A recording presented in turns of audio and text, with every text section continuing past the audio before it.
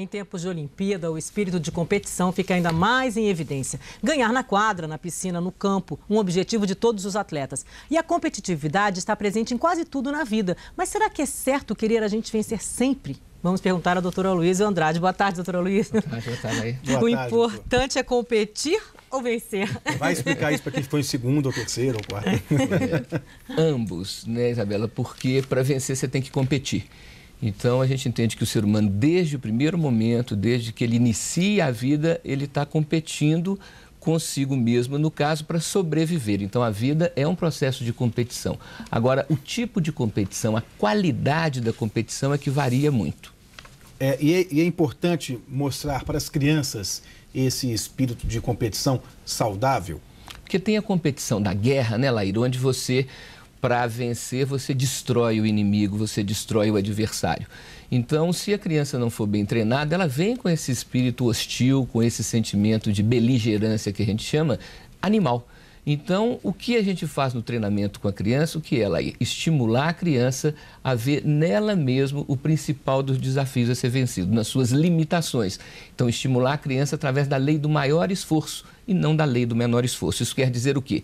Quer dizer que se a criança for estimulada a ser um melhor estudante do que ela mesma, um melhor esportista do que ela mesma, um melhor altruísta, um melhor ajudante do próximo do que ela mesma, um melhor artista do que ela mesma, essa criança vai ver, Laíra, ao longo do tempo, ao longo desses anos da infância, que é possível a gente ser melhor do que a gente parece num primeiro momento. A gente tem que, então, vencer a gente primeiro, é isso? É o maior desafio, Isabela, porque todos nós temos um lado instintivo, um lado imediatista, um lado infantil, que só quer as coisas básicas: comer, curtir algum tipo de prazer, de bem-estar, descansar, enrolar, reclamar e agredir, ou ao outro ou a si mesmo, né? Então, é uma tendência natural que a gente tenha essa, vamos dizer assim, essa facilidade para o que é mais fácil. Então, na lei do menor esforço, o que acontece? A ideia da sombra e água fresca é terrivelmente inadequada, porque se a pessoa não tem o costume de se esforçar, qualquer esforço, mesmo que pequeno, vai trazer a ela aquela sensação de que é muito difícil. Bom, quando a gente percebe que o nosso adversário está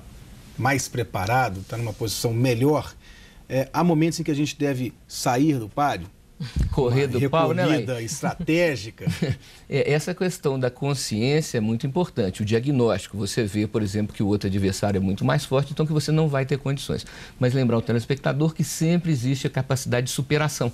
E é justamente nos momentos mais difíceis da vida, Laíra, que a pessoa vê que ela é mais capaz do que ela imaginava antes, né? Então, a competição com o outro é um desdobramento, vamos dizer assim, é uma consequência da sua competição com você mesmo. E a competição consigo mesmo, gente, não é exigir mais do que você dá conta, é um pouco mais do que você dá conta. Então, você tentar corrigir a coluna e ficar 2 centímetros mais alto é justo, é adequado, mas você, pelo aumento ou pela melhora da posição da coluna, aumentar 20 centímetros é impossível. Aí não tem jeito, né? Milagres não. Aí a pessoa já está, desde o início, se frustrando, porque ela vai boicotar o seu projeto, buscando, querendo uma coisa que ela não dá conta. Agora, na profissão, por exemplo, às vezes em casa também, com os parentes e amigos, tem gente que quer vencer sempre, quer dar a última palavra, quer dar a última dica para o chefe, entendeu? Quer sempre vencer aquilo ali, aquela conversa, aquela disputa. Em todos os momentos, né? Em todos os momentos. Isso é ruim, porque tem gente que diz assim, não posso... Claro, isso daí, Isabela, nos mostra que é uma pessoa insegura, que tem a necessidade da autoafirmação todo o tempo. Nós temos 2 formas de termos o que a gente chama, então, de autoestima e amor próprio. Uma é a questão do sucesso, de obter, né, vamos dizer, vitórias ao longo da vida. Mas esse sucesso ele não é suficiente, porque você precisa de mais sucesso e mais sucesso. E a outra forma é a coerência e o esforço. Temos sempre lembrado aos amigos da Globo que é fundamental que a gente prometa para si mesmo e busque ir cumprindo, sabendo que nada se cumpre de imediato. É uma luta no cotidiano ao longo da vida. Pelo esforço, não é, doutor? E passa mais uma vez pela questão da autoestima, né?